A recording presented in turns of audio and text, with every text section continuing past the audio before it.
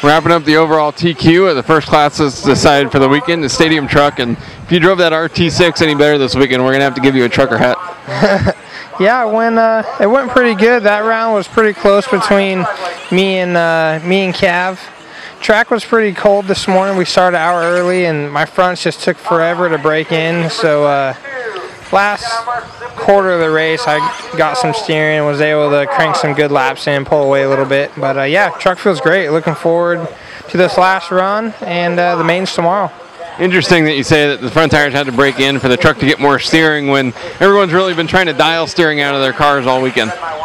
Yeah, I mean, it's still twitchy, but you know, you kind of want it to have a lot of steering so you don't have to turn the wheel that much. You know, when it's a little bit pushy, you have to turn the wheel a lot, and then when you catch the bumps in it gets really darty feeling. So you know, when the tire was brand new and on the cold track, it just kind of skidded on the track a little bit, so I didn't feel that consistent. And then once it came in, then it, you know, felt more normal. I mean, it's still edgy out there, but yeah, felt great. Last year we saw you catch on to, you know, driving the mid-motor buggies a little bit faster than everyone else, but you know, this weekend and since the first time you guys hit the track, you've been at the front of the stadium truck. Yeah, my truck's been good. You know, running a mid-motor this weekend for the first time, and it's felt good right from the start. I messed with it at home a little bit, but I wasn't quite sure what it was going to feel like on the high grip. And yeah, so far so good. It's, you know, haven't really changed too much since I first started running it in practice. Had a pretty good baseline setup, and you know, changing shock oil and stuff with the temperature a little bit, put a gear diff in, and it's running good. And the gear diff is just an opportunity to make the car a little easier to drive on the grippy and rough surface? I don't know if I would say easier to drive, a little bit more consistent.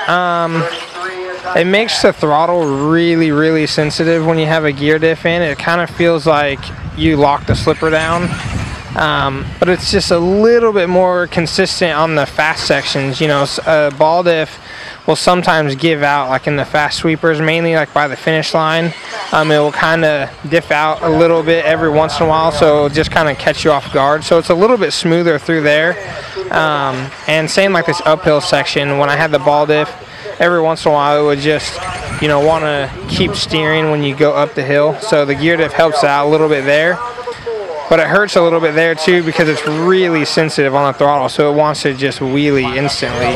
But I like the way the gear discs feel in the high grip. Just different feeling. And a lot of times we see on tracks that are really difficult like this because of the traction and the rough surface, the top qualifier has trouble leading the field through the first couple of laps because they're the ones that kind of have to set the pace, and it's oftentimes the drivers that start second and third that end up getting a better start and end up doing better in the main event. So what's going to be the key to leading, you know, from the first spot on the grid on Sunday? My key is just there's no other cars on the track. You know, I just need to go out, drive my laps, race the clock, and just visualize that there's no one else out there. You know, you start looking back, and it always feels like the car behind you is going into the corners deeper. So that's the big problem, is you want to drive in deeper when someone's behind you, and then you just flip over. And that's the big problem on the sugar tracks. So, you know, I feel fast, I feel confident and comfortable out there, so I just need to visualize like it's practice and just do my thing. And since you've already got the TQ wrapped up after 3 rounds, do you get to use the 4th round to try anything new, or you still going after that 14-lap run and truck? Yeah, you know, I'm just going out there like I need another 0.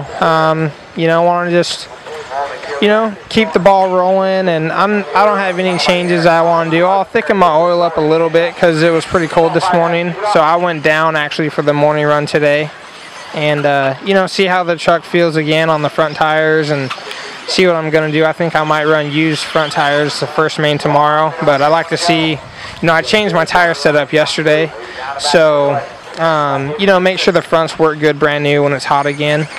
And yeah, I think a 14 lapper is totally there in truck. I just need to have a clean run.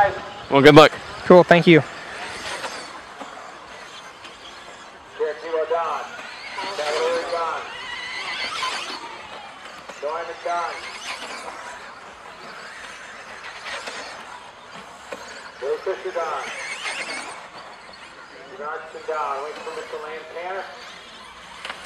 Volunteers on the 8, 9, and 10.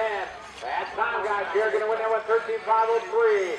John Neumann 504, Cavalieri 504, followed by Stephen Billy Mitchell and